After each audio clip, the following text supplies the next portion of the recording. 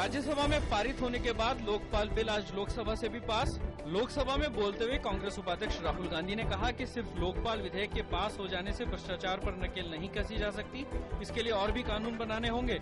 उन्होंने कहा कि इससे संबंधित कई विधेयक मौजूद हैं जिन्हें पास करने की जरूरत है। विदेश मंत्री सलमान खुर्शीद ने राज्यसभा में अमेरिका में भारतीय राजनयिक से बदसलूकी के मामले पर कहा कि देवयानी को उसका सम्मान वापस दिलाना सरकार का पहला दायित्व है और इसके लिए सरकार हर संभव कदम उठाएगी।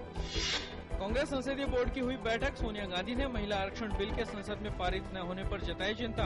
प्रधानमंत्री ने कहा कुछ राजनीतिक पार्टियों की तरह अव्यवहारिक वादे नहीं किए जाने चाहिए। न्यूयॉर्क में भारतीय राजनयिक की गिरफ्तारी के बाद भारत ने उठाए कड़े कदम। अमेरिकी दूतावास के बाहर से हटाए गए सुरक्षा बैरिकेड।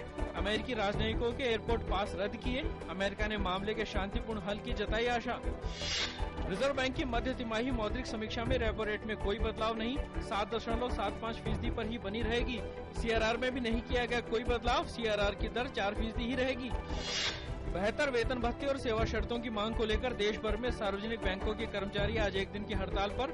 हड़ताल के कारण वित्तीय सेवाएं होंगी प्रभावित। उत्तरी भारत में घने कोहरे के कारण सामान्य जनजीवन अस्त व्यस्त, सड़क, रेल और हवाई सेवाएं बुरी तरह प्रभावित। दिल्ली से चलने वाली हवाई उड़ानों और ट्रेनों पर असर। आज शेयर बाजार बढ़त के साथ खुला। सेंसेक्स 58 अंक बढ़कर 20,670 पर खुला। निफ्टी 19 अंक की बढ़त के साथ 6,158 पर खुला।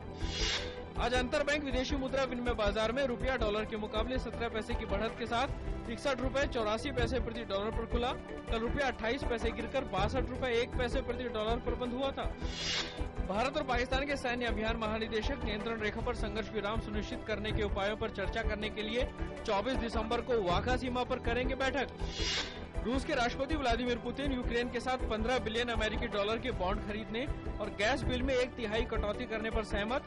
यूक्रेन में सरकार को ऐतिहासिक यूरोपीय संघ के समझौते को खारिज करने को लेकर विरोध प्रदर्शनों का सामना करना पड़ रहा है। दुनिया के सबसे नए देश दक्षिण सूडान में कथित तौर पर तख्तापलट की कोशिश नाकाम होने के बाद राजधानी जुबा में राष्ट्रपति के प्रति वफादार सैनिकों और विद्रोहियों के बीच भीषण संघर्ष। अब तक 26 लोग हिंसा में मारे गए, कम से कम 130 लोगों के घायल होने की खबर। जर्मनी की चांसलर एंजेला मार्केल को कल तीसरे कार्यकाल के लिए सर्वसम्मति से चुन लिया गया। मार्केल की पार्टी क्रिश्चियन डेमोक्रेटिक यूनियन ने बहुमत न मिलने पर प्रतिद्वंदी दल सोशल डेमोक्रेट से किया गठबंधन। हर साल 18 दिसंबर को अल्पसंख्यक अधिकार दिवस के रूप में मनाया जाता है। इस दिन को अल्पसंख्यकों के अधिकारों के संरक्षण और उनकी बेहतरी सुनिश्चित करने के लिए मनाया जाता है।